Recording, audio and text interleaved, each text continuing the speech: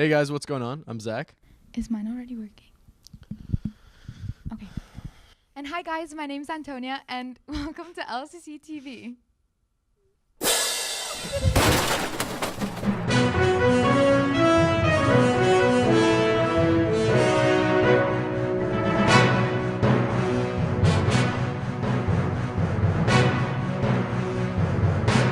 Zach, have you ever taken a coding class? A what? A coding class. What is that? That's one of Paul's toys. Do you want to check it out? Let's roll a clip. Ladies and gentlemen, I'm news anchor Zach. And I'm Drew Hardiman. Welcome to our next segment on LCC TV. Today we'll be interviewing LCC student Paul Virali. Paul, thanks for coming. Thanks for having me. Paul started the club here at LCC known as LCC Coders. Let's take a look. So Paul, tell me about this program. So it's just the robotics section of the programming section of robotics, really, and we meet on Tuesdays and Thursdays. And recently we've been meeting a lot on Saturdays to try to meet the deadline of 6 weeks of build time. And we're trying to get a robot to move around and just do a whole bunch of autonomous stuff and try to get a robot to be as good as possible. So Paul, how can coding be useful for us in the future?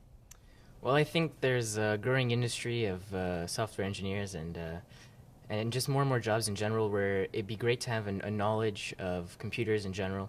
And maybe programming won't be your day-to-day job, but it'd be great to know how to speak to your computer in a sense. So I think programming is very important, and we should all learn how to do it because it's important for the future. Okay. Thank you.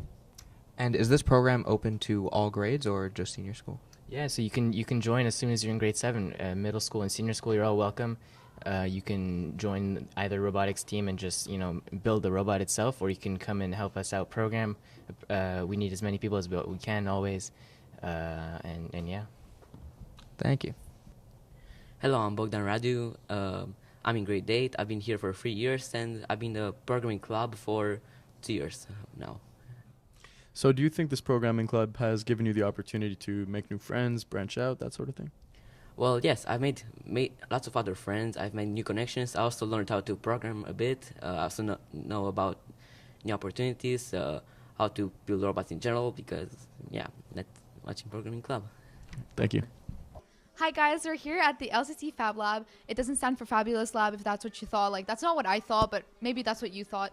And we're here to interview some of our own LCC creators, so let's come take a look. I am in the Design Fab Lab with Mr. Mathewson. Hello. So what is your background and what led you to this? My background's actually in filmmaking, and then I got into interactive design. So I was doing video installations and building objects, and I've done some furniture design as well. And then through that, I started to use a lot of tools. I went back to school to study design, and I used a lot of the tools in their labs, so laser cutters, 3D printers, variety of machines, and that's sort of how I got into this. Basically, it's for students who are interested in making things. So we use the Fab Lab to basically build whatever it is you can think of. The tools that we have here, and we've been collecting a variety of tools, make it so that you can make just about anything, really. And it actually comes from a class similar at MIT called How to Make Almost Anything, where the shop was designed so that you could actually make the parts to make a 3D printer to make other parts.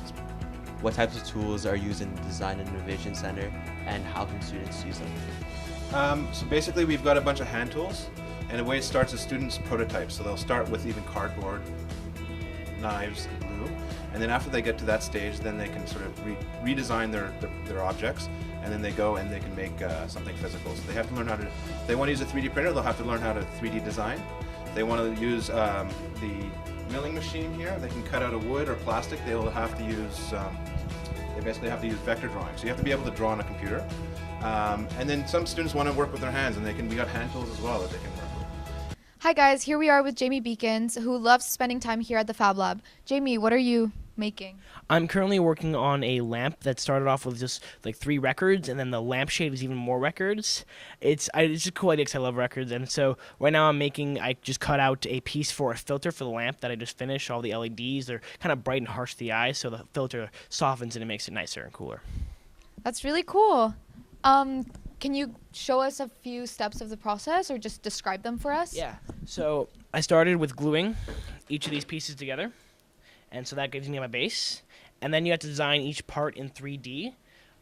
So just grab this.